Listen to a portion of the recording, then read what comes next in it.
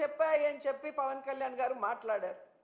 మరి ఈరోజు మీరు అధికారంలోకి వచ్చారు కదా, ఆ 30,000 మంది ఎక్కడున్నారో కేంద్ర నిఘా వర్గాలు మీకు చెప్పలేదా? వాళ్ళని ఇంటికి తీసుకొచ్చి వదిలిపెట్టడానికి మీ ప్రభుత్వం ఏం ప్రణాళికలు చేపట్టిందో ఇంతవరకు ఏ రోజు డిస్కషన్ చేయలేదే. అంటే నీ రాజకీయం కోసం ఆడబిడ్డలను ఉపయోగించి అబద్ధపు ప్రచారం చేస్తూ జగనన్న మీద విషం చిమ్మాలనుకోవటం ఈ రాష్ట్రంలో ఉన్న మహిళలందరూ కూడా గుర్తిస్తున్నారని కూడా ఈ సందర్భంగా తెలియజేసుకుంటున్నారు.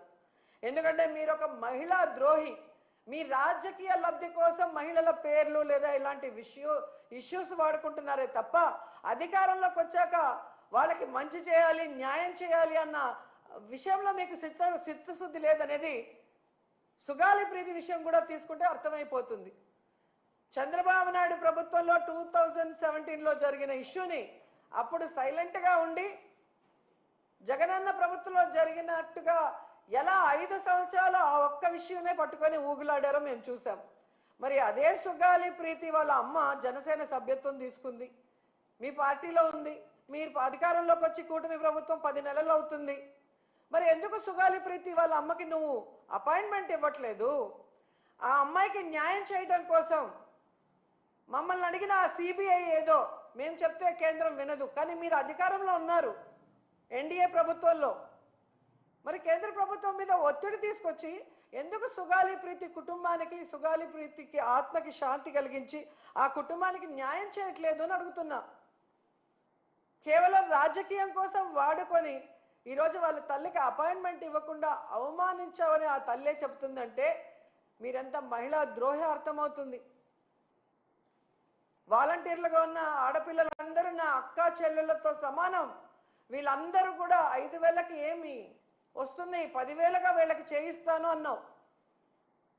ఈరోజు అధికారంలోకి వచ్చాక 1,70,000 మందిని రోడ్డున పడేసి ఉద్యోగం లేదు, జీతం లేదు, వాళ్ళ జీవితాలకి దిక్కు లేకుండా పోతే ఎందుకు నోరు తెరవలేదు? అంటే పవన్ కళ్యాణ్ నువ్వు మహిళా ద్రోహి కాదా అని అడుగుతున్నా. ఈరోజు మీ ఎమ్మెల్యేలు, మీ పార్టీలో ఉన్న నాయకులు ఏ విధంగా ఆడపిల్లల్ని వేధింపులకు గురి చేసి ఆడపిల్లల్ని మీ అధికారంతో భయపెట్టుకొని లోబర్చుకొని వాళ్ళని మోసం చేస్తుంటే అలాంటి వాళ్ళని పార్టీ నుంచి సస్పెండ్ చేయకుండా ఆ మోసపోయిన మహిళల్ని ఈరోజు బ్లాక్మెయిల్ చేసి సెటిల్మెంట్లు చేసి వాళ్ళతోనే మీరు ఏమి జరగనట్టు మాట్లాడిస్తున్నారంటే ఈ రాష్ట్రంలో ఉన్న మహిళలు పిచ్చోళ్ళు కాదు, అందరూ గమనిస్తున్నారు. సో ఈ రాష్ట్రంలో మహిళా దినోత్సవం జరిపే అర్హత కూటమి ప్రభుత్వానికి లేదు. ముఖ్యంగా చంద్రబాబు నాయుడు గారు, పవన్ కళ్యాణ్కి అయితే అసలే లేదు.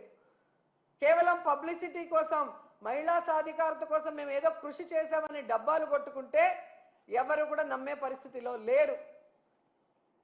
ఈ రాష్ట్రంలో మహిళలందరూ కూడా ఎదురు చూస్తున్నారు, ఎప్పుడెప్పుడు ఎన్నికలు వస్తాయా, మహిళల్ని మోసం చేసిన, మహిళల్ని దగా చేసిన, మహిళలకి వెన్నుపోటు పొడిచిన ఈ కూటమి ప్రభుత్వాన్ని కూకటి వేళ్లతో పెకిలించేయాలని ఎదురు చూస్తున్నారు. ఈ కూటమి ప్రభుత్వ నాయకులు ఒక్కటే తెలుసుకోవాలి, ఆడవాళ్ళని మోసం చేసిన ప్రభుత్వాలు, ఆడవాళ్ళని కన్నీళ్లు పెట్టించిన ప్రభుత్వాలు బాగుపడిన చరిత్రే లేదు. ఈవీఎంలని మ్యానిపులేట్ చేసుకొని అధికారంలోకి వచ్చారేమో కానీ ఈరోజు ఈ మహిళల కన్నీళ్లు శాపనార్థాలకి మీరు అడ్రస్ లేకుండా పోతారని కూడా మీకు తెలియజేసుకుంటున్నాం.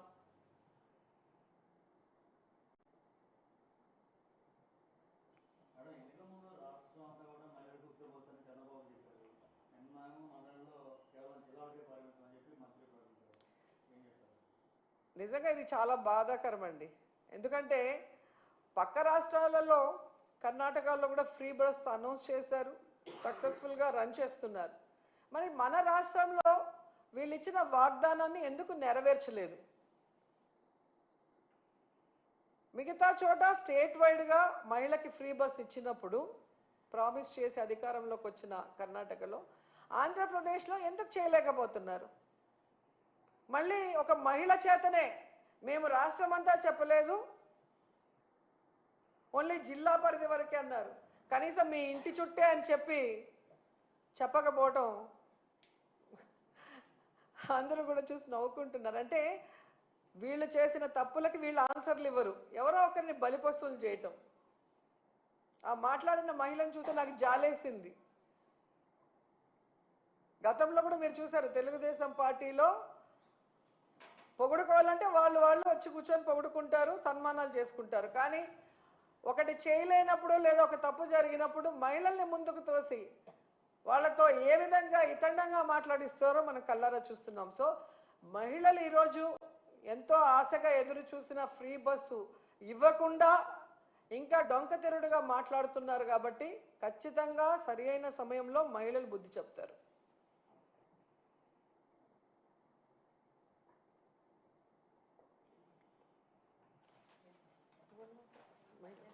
విషెస్ చెప్పండి.